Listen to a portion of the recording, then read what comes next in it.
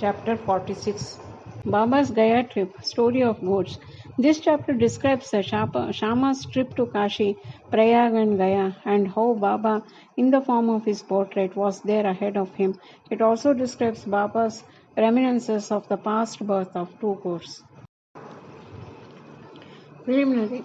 Blessed, O Sai, are your feet. Blessed is your remembrance, and blessed is your darshan. It liberates us from the bond of karma. Though your form is invisible to us now, still if the devotees believe in you, they get living experiences from you. By an invisible and a subtle thread, you draw your devotees far and near to your feet and embrace them like a kind and loving mother. The devotees do not know where you are, but you so skillfully pull the wires that they ultimately realize that you are behind them to help and support them.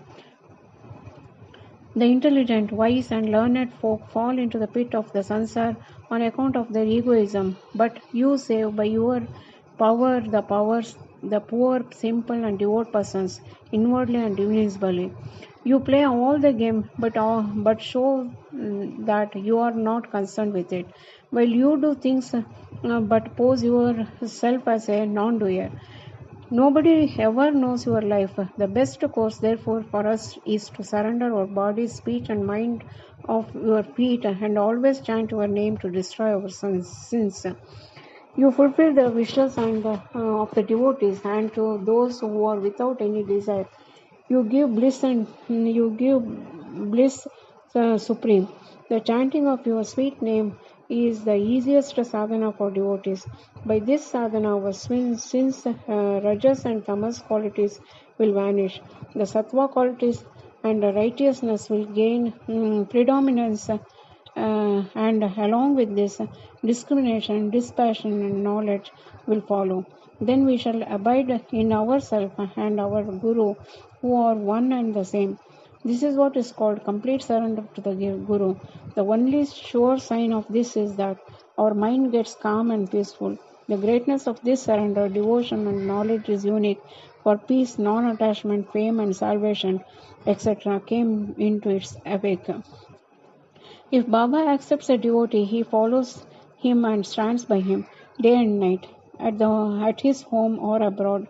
Let the devotee go anywhere he likes. Baba is there ahead of him in some form or an inconceivable manner. The following story illustrates this. Gaya trip. Sometime after Kaka Sahib Dikshit was introduced to Sai Baba, he decided to perform the thread ceremony of his eldest son Babu at Nagpur. At about the same time, Nana Sahib Chandorkar decided to perform the marriage ceremony of his eldest son at Gwalior. Both Dikshit and Chandorkar came to Shri and lovingly invited Baba for those functions. Baba asked them to take Shama as his representative. When he was pressed to come in person, Baba told them to take Shama with them and said, after doing Banaras and Prayag, we would be ahead of Shama. Now mark these words, for they show Baba's all pervasiveness. After taking the permission of Baba, Shama decided to go to Nagpur and Gwalior for these functions and ceremonies, and then to Kashi, Prayag, and Gaya. Appakote made up his mind to accompany him. They both went first to Nagpur for the thread ceremony. Kaka Sahib Dikshit gave Shama rupees 200 for his expenses. Then they went to Gwalior for the marriage ceremony. There Nana Sahib Chandorkar gave Shama rupees 100 and his Vaini relative Mr. Jatar gave him also rupees 100. Then Shama went to Kashi and then to Ayodhya. He was well received in Jatar's beautiful temple of Lakshmi Narayan at Kashi, Varanasi or Banaras, and in the Ram Mandir at Ayodhya by Jatar's manager. In Kashi, then they left for Gaya. In the train, they felt a little uneasy on hearing that plague was prevailing in Gaya. At night, they alighted at Gaya station and stayed in the Dharmashala. In the morning, the Gayawala, the priest who arranges for the lodging and boarding of the pilgrims, came there and said, the pilgrims have already started. You better make haste. Shama casually asked him whether there was plague in Gaya. No, said the Gayawala. Please come without any fear or anxiety and see yourself. Then they went with him and stayed in his house, and which was very big and spacious Vada. Shama was pleased with the accommodation provided to him, but what pleased him most was the beautiful big portrait of Baba fixed in the central and front portion of the building. On seeing this portrait, Shama was overwhelmed with emotion. He remembered Baba's words, that is, after doing Kashi and Prayag, we would be ahead of Shama, and burst into tears. His hairs stood on end, his throat was choked, and he began to sob. The Gayawala thought that he was afraid of plague prevailing there, and therefore was crying. But Shama inquired from him how he got Baba's portrait there. He replied that he had 200 to 300 agents working for Manmad and Puntambe for looking after the convenience of pilgrims to Gaya, and from them he heard about Baba's fame. Then about 12 years ago, he went to Shri and took Baba's darshan. There he was attracted by Baba's portrait hung in Shama's house, and with Baba's permission, Shama gave it to him. This was the same portrait. Shama then remembered this incident.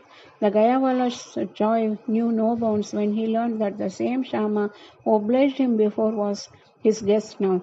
Then they both exchanged love and service and were most delighted and happy. The Gayawala gave him royal welcome. He was a very rich man. He sat in a palaki and made Shama ride the elephant and attended to all his comforts and conveniences. The moral of this story is that Baba's words came out true to the letter, and unbounded was his love towards the devotees. But leave this aside, he also loved all creatures equally, for he felt that he was one with them. The following story will illustrate this. Two goats. Baba was once returning from Lendi. When he saw a flock of goats, two of them attracted his attention. He went to them, caressed and fondled them, and brought them for rupees 32. The devotees were surprised at this conduct of Baba. They thought that Baba was duped in this bargain, as the goats who could fetch rupees 2 each, or at the most rupees 3 or 4 each, that is rupees 8 for both. They began to take Baba to task for this, but Baba kept calm and cool. Shama and Tatyakota asked Baba for an explanation. He said he did not care to store money, as he had no home or family to look after. He asked them to purchase at his cost 4 sets of dal and feed the goats. After this was done, Baba returned the goats to the owner of the flock and gave out the following reminiscence and story of the goats. Oh, Shama and Tatya, you think that I have been deceived in this bargain? No.